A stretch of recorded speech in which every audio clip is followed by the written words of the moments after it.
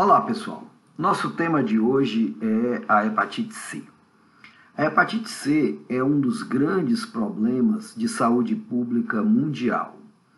Como sabemos, é uma doença com alta possibilidade de cronificação e que ainda leva vários pacientes a quadros de doença hepática terminal com necessidade de transplante hepático e alguns com evolução para carcinoma hepatocelular. A partir de 2013, nós temos uma verdadeira revolução no tratamento da hepatite C, com novas drogas, que são os DAAs, que permitem taxas de cura de mais de 95% nessas formas crônicas e, pela facilidade de manipulação, permitem inclusive que pacientes sejam tratados a nível primário e secundário sem necessidade de especialista. E isso é a grande mensagem que nós procuraremos trazer nessa exposição. A hepatite C, como eu falei, tem impacto global. São aproximadamente 170 milhões de pessoas cronicamente infectadas, a maioria deles adultos. A prevalência global do anti-HCV, isso é, o número de pessoas que entrou em contato com o vírus da hepatite C, o percentual em relação à população, é de 1,6%. Isso traz números assustadores. São cerca de 500 mil mortes por ano, 300 mil por doença hepática terminal, 200 mil pelo carcinoma hepatocelular. A distribuição da doença é global. Nós mostramos aqui a prevalência do anti-HCV, estudo realizado em 2014, que mostra que nós temos taxas de maior prevalência, com menos de 1% da população, e taxas de altíssima prevalência, com mais de 5% da população, notadamente em países da Ásia e da África. A América do Sul fica com níveis em torno de 1 a 1,5% da população nesse estudo. Em relação ao Brasil, um estudo de 2017 do Ministério da Saúde, é o estudo que baseou toda a campanha de tratamento da hepatite C no Brasil, mostrou, é um estudo matemático, mostrou que essa prevalência na realidade é mais baixa. A nossa prevalência, então, é em torno de 0,7% da população. O que é interessante é que cerca de 60,7% desses números representa o número de virêmicos, quer dizer, o número de indivíduos que necessariamente precisariam ser tratados. Isso mostra, então, que nós temos a partir de 2016, cerca de 656 mil pacientes virêmicos que precisariam de tratamento. Números atuais mostram que apenas 10% desses pacientes até agora foram efetivamente tratados. Daí a necessidade da gente capacitar cada vez mais médicos e o sistema de saúde para aumentar a base de tratamento desses 650 mil portadores de hepatite C. Os dados epidemiológicos brasileiros, em resumo, então, mostram que há uma prevalência de anti-HCV positivo de 0,7% na população, são 1.032.000 pessoas sororeagentes para hepatite C, com 656 mil virêmicos que necessitam tratamento, como falei há pouco. A hepatite C é uma doença silenciosa e progressiva. Ela começa a partir de um fígado praticamente saudável e, com o decorrer dos anos sem tratamento, evolui para fibrose, chegando até cirrose e ao carcinoma hepatocelular. A maioria dos pacientes tem pouquíssimos sintomas e, por isso, a necessidade de busca na população. E a doença tem uma progressão silenciosa por décadas, mas alguns já chegam aos serviços para tratamento com manifestações graves de insuficiência hepática como sintomas iniciais. O curso clínico da doença, então, vai desde um paciente assintomático, passando pela fase de sinais de hepatopatia crônica, às vezes caracterizada apenas por alteração de transaminases, e chegando na fase mais avançada, às vezes, como falei, de forma silenciosa. Há quadros de descompensação com icterícia, ascite, encefalopatia, hipertensão porta e o carcinoma hepatocelular. Não espere icterícia nas fases iniciais da doença, mesmo na forma crônica. A maioria dos pacientes com hepatite C não relatam icterícia. Isso é um dado fundamental para que você antecipe o diagnóstico nesses pacientes. Uma outra coisa fundamental é o fato da hepatite C conter uma forma imensa de manifestações extrahepáticas. Então, médicos de outras especialidades que não gastroenterologistas, infectologistas ou hepatologistas têm que conhecer essa doença. Vejam que em relação ao sistema hematológico, a hepatite C pode cursar com crioglobulinemia, com anemia plástica, com trombocitopenia e com linfoma. Ela tem manifestações dermatológicas como porfiria cutânea, líquen, vasculite necrotizante. Cursa com glomerulonefrite e síndrome nefrótica. É mais comum os portadores de hepatite C terem hipotireoidismo e diabetes mellitus. Ela pode ser causa de úlcera de córnea e de uveíte.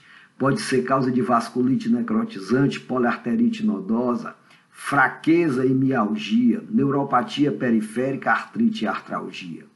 Também pode ser uma manifestação da síndrome CREST e alguns pacientes cursam apenas com depressão. Então é uma doença polimorfa que exige que na avaliação de um paciente com algum tipo dessas manifestações se solicite o anti-HCV, que é o marcador inicial. E a sequência para o diagnóstico da hepatite C é bem simples. O primeiro exame é o anti-HCV por ELISA. Se ele dá negativo, você já pode parar a investigação, porque não é hepatite C. Se o anti-HCV por ELISA dá positivo, a necessidade de confirmação do diagnóstico e da viremia com a realização do HCV-RNA quantitativo por PCR. Se ele é detectado, o paciente tem hepatite C atual e deve ser encaminhado ao tratamento.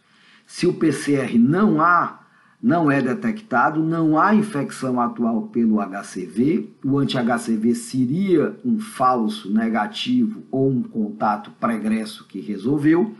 Se há necessidade de alguma investigação posterior por conta de alterações da função hepática, essa investigação deve ser relacionada, mas já excluindo a possibilidade de hepatite C.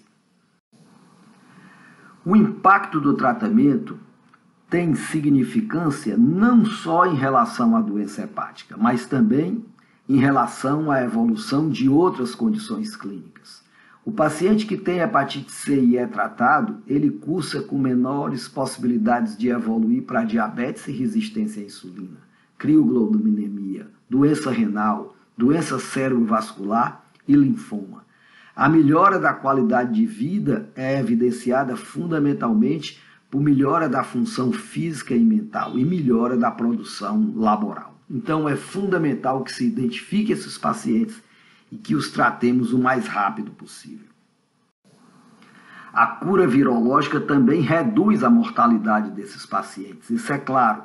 E essa mortalidade é reduzida por qualquer doença, em relação a qualquer doença, é reduzida em relação ao transplante hepático e à possibilidade de doença hepática crônica e reduzida, então, em relação ao carcinoma hepatocelular.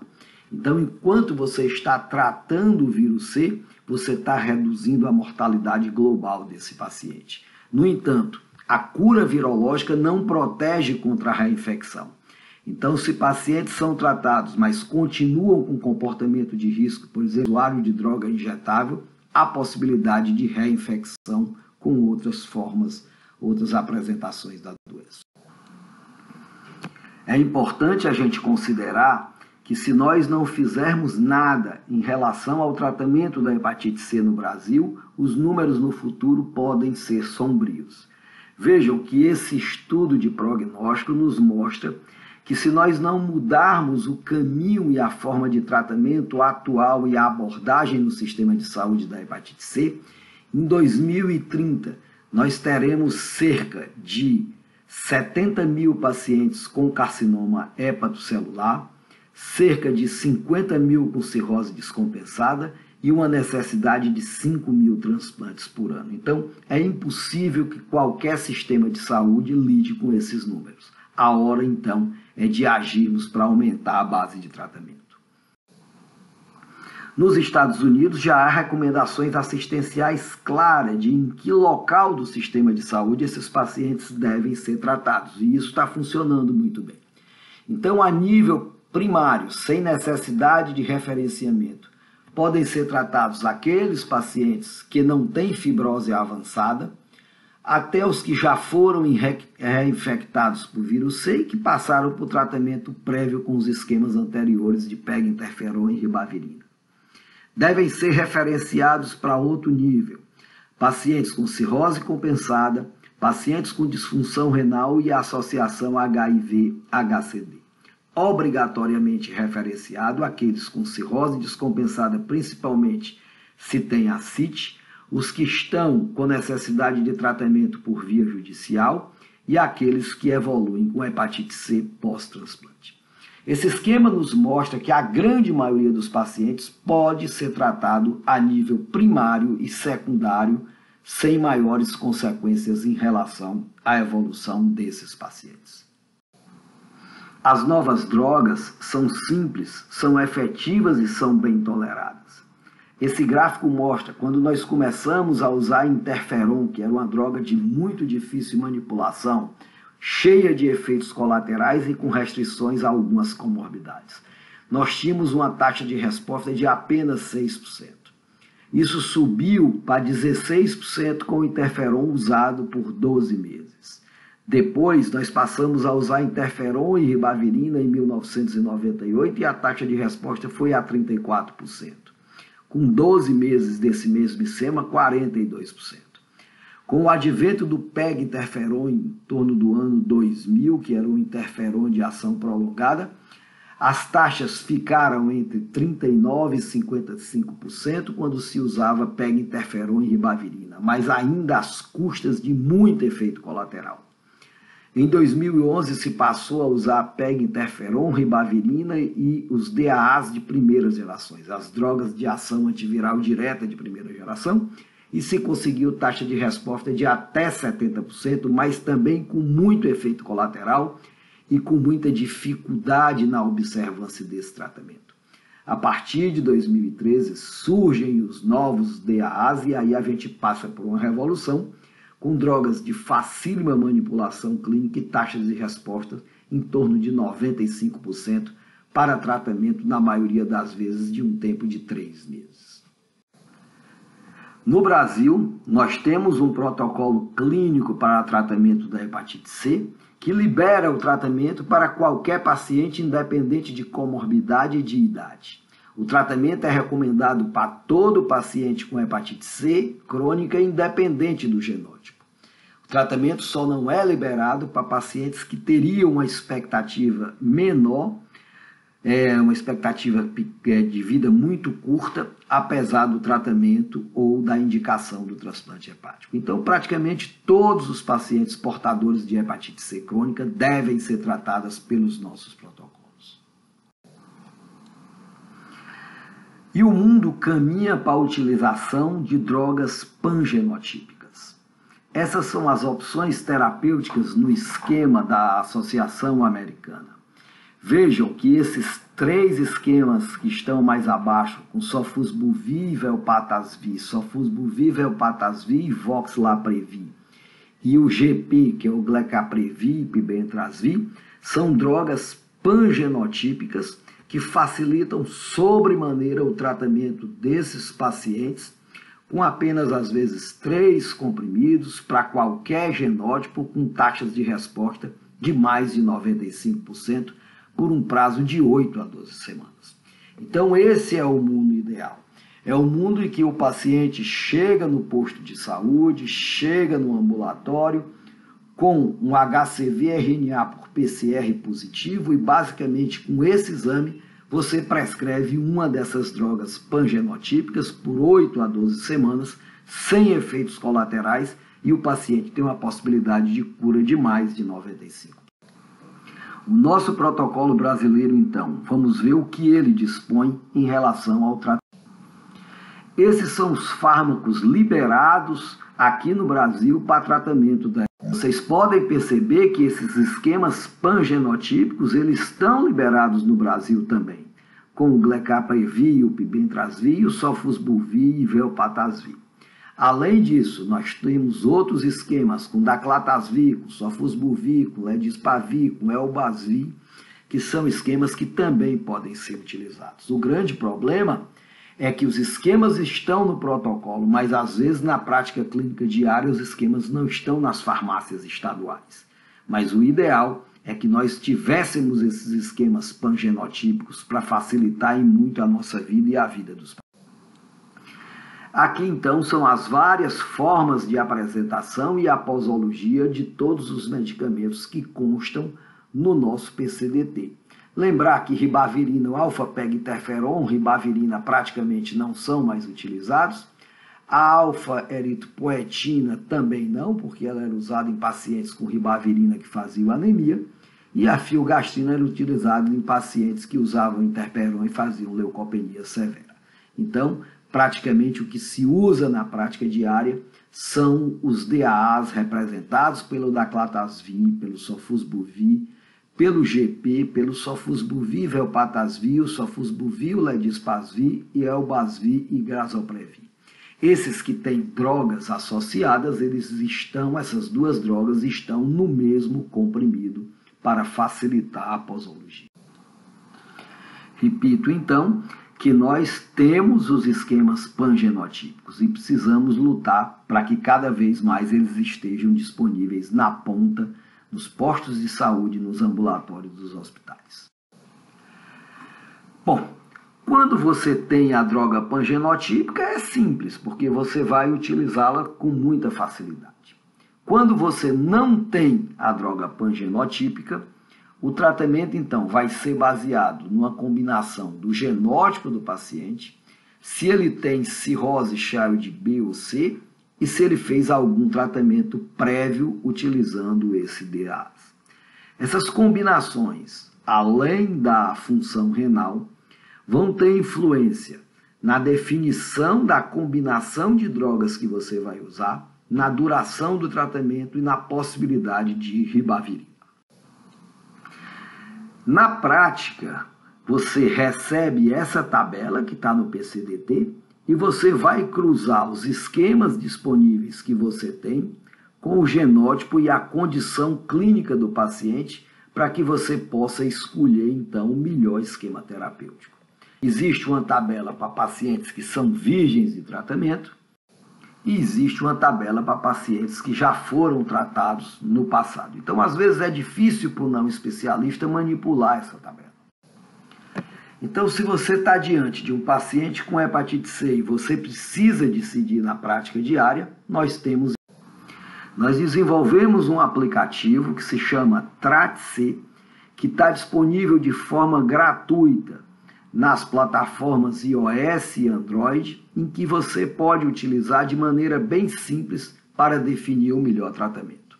Essa é a primeira tela do aplicativo. Na segunda tela, você digita no botão qual a característica do paciente, qual é o seu genótipo, se ele não tem cirrose, se tem cirrose, se é Child A, Child B ou C, e a situação em relação à função renal. E clica em... De imediato, o aplicativo vai lhe dar as opções terapêuticas que você teria por caso. E aí você vai apenas à farmácia e vai pesquisar se no seu posto de saúde, se no seu hospital, você tem uma dessas opções disponíveis para o seu paciente. Após o tratamento, então, o que a gente observa é que mais de 95% dos pacientes têm o que se chama resposta viral sustentada, que é a cura da hepatite C. Vejam que nesse estudo de recorrência de viremia após o tratamento com Ledipavir e Sofosbuvir, apenas 0,1% dos pacientes apresentaram recidiva. Então, o que as associações recomendam como acompanhamento pós-tratamento? A Associação Americana recomenda que você faça uma testagem do HCV-RNA por PCR com 24 semanas do tratamento. Se o paciente tem a ALT elevada, se não tem, talvez você nem precisaria fazer. Os pacientes que, pela recomendação da Sociedade Europeia, tem fibrose ou fibrose, não tem fibrose ou tem fibrose moderada até F2, eles não têm comportamento de risco ou outra comorbidade que poderiam interferir na evolução de uma doença hepática, poderiam receber alta. Então, resumindo tudo na prática clínica, 12 semanas após o tratamento, você faz um HCV-RNA por PCR. Se esse teste está negativo, o seu paciente está curado. Qual paciente curado recebe alta? Deverá receber alta aquele que tem transaminases normais e que você tem uma classificação de fibrose até F2 e que não tem um comportamento de risco ou uma doença associada que possa interferir na evolução de uma hepatopatia. Comportamento de risco, por exemplo, o uso de droga para reinfecção. Outra comorbidade, vírus B associado, alcoolismo, NASH. Esses doentes precisaram ser acompanhados. Já os pacientes que são F3 e F4 e que têm comorbidade ou comportamento de risco, necessariamente terão que ser acompanhados a cada 6 ou a cada 12 meses. Então, alta para paciente com transaminase normal, F0, F1 e F2, sem comportamento de risco e sem comorbidade que possa influenciar na evolução de uma hepatopatia. Os demais, F3 e F4 principalmente, merecem acompanhamento contínuo. O segmento pós-tratamento. Então, o segmento pós-tratamento é principalmente em relação à possibilidade de carcinoma hepatocelular pós-resposta viral sustentada, o carcinoma hepatocelular tardio em doentes tratados. Então, os pacientes que são F0 e F2, praticamente você não precisa fazer screening nenhum. Os pacientes que estão F3 e F4, você deve continuar acompanhando a cada 6 meses, com recomendação de alguns protocolos apenas com ultrassonografia e outros com ultrassom e alfa-feto. Eu, particularmente, prefiro a associação de ultrassom e alfa-feto a cada 6 meses. Para concluir, então, alguns lembretes que vocês não podem esquecer. Teste seu paciente para hepatite C, qualquer que seja a avaliação que você estiver fazendo e qualquer que seja a sua especialidade. Principalmente se seu paciente é nascido entre 1945 e 1965, que é a faixa etária que mais se contaminou com o vírus da hepatite C. Todos os pacientes com hepatite C diagnosticada devem ser tratados, independente do genótipo e do grau de fibrose. Então, uma vez você tendo anti-HCV positivo, faz o PCR do vírus C. Se der positivo, esse paciente deve ser tratado. Há uma possibilidade clara de que esses pacientes sejam tratados por não hepatologistas e até na atenção primária. E para isso a gente oferece o TRAT-C como orientação para o tratamento. O tratamento atual é pangenotípico, como eu mostrei no esquema de drogas, e de fácil manipulação. Tem mais de 95% de índice de cura. A maior parte dos tratamentos são por 12 semanas, aliás, até menos às vezes. Não se usa mais interferon e ribavirina. O esquema é por via oral, uma vez por dia, e sem efeitos colaterais. Então, fiquem atentos para o diagnóstico da hepatite C.